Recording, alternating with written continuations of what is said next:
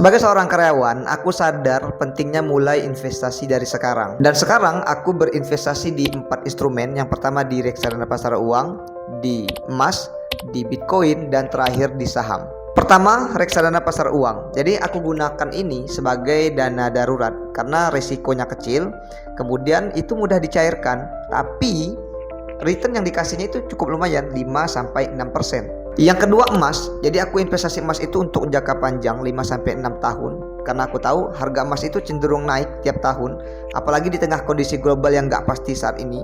Jadi emas itu kayak aset yang bisa menjaga nilai kekayaan. Ketiga adalah Bitcoin ya, karena nilainya fluktuatif. Jadi porsi investasiku di Bitcoin cukup kecil karena sebagai tempat ya diversifikasi aset lah. Dan yang terakhir adalah saham. Kenapa aku pilih investasi di saham? Karena ada 2 keuntungan jika aku investasi di saham.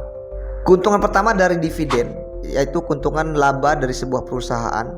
Dan keuntungan kedua adalah dari capital gain, dimana jika kita membeli harga murah, ya harga rendah, dan harganya naik, saat itu kita jual, kita bisa dapat keuntungan dari itu.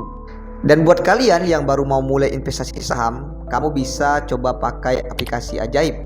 Ya, selain fiturnya yang simple, cocok untuk pemula, kita bisa belajar langsung ya di aplikasi Ajaib. Dan kabar baiknya, kamu bisa mendapatkan 1 lot saham gratis jika daftar menggunakan kode referral karyawan.